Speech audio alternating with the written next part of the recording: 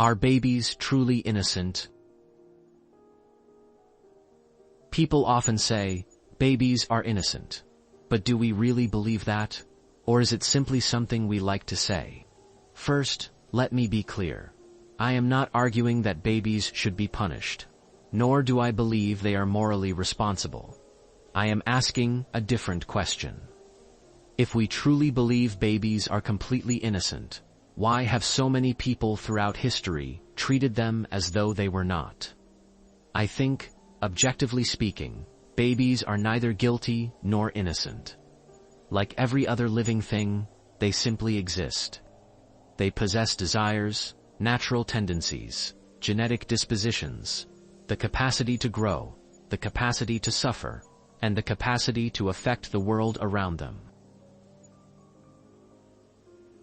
In my previous video, I argued that every living thing shares one thing: vulnerability. The criminal, the saint, the lion, the deer, the baby. None escape it. But once human beings begin interpreting that vulnerability, something interesting happens. We begin assigning meaning to suffering. This is what I call phenomenological justice. The suffering is objective.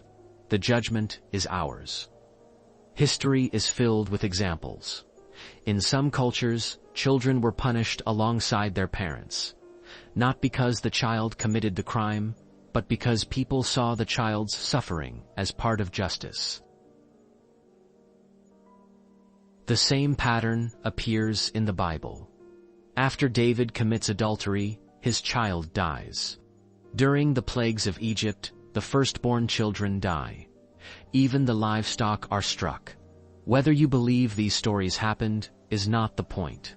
The point is that human beings have often interpreted the suffering of children, and even animals, as justice. We still do it today. People say, his child is paying for his father's sins. Or, the apple doesn't fall far from the tree. Behavioral psychologists can sometimes predict future behavior from childhood traits, genetics, or environment. Prediction is not guilt. But notice how easily people begin treating possibility as though it were already guilt.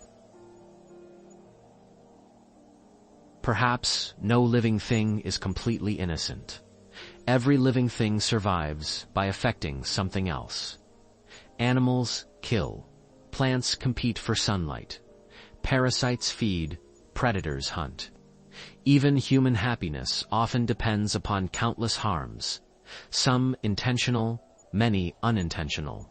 Life itself flourishes through conflict. Even in the Gospels, Jesus curses a barren fig tree because it bears no fruit.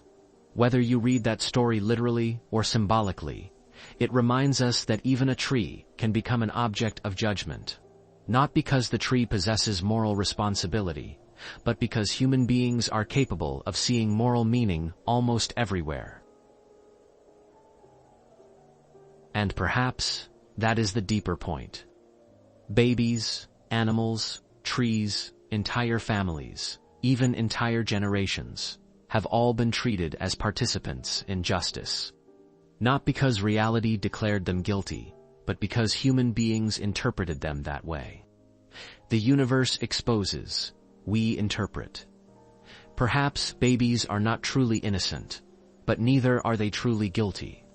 Perhaps innocence and guilt are not facts waiting to be discovered, but meanings created by conscious beings trying to make sense of vulnerability.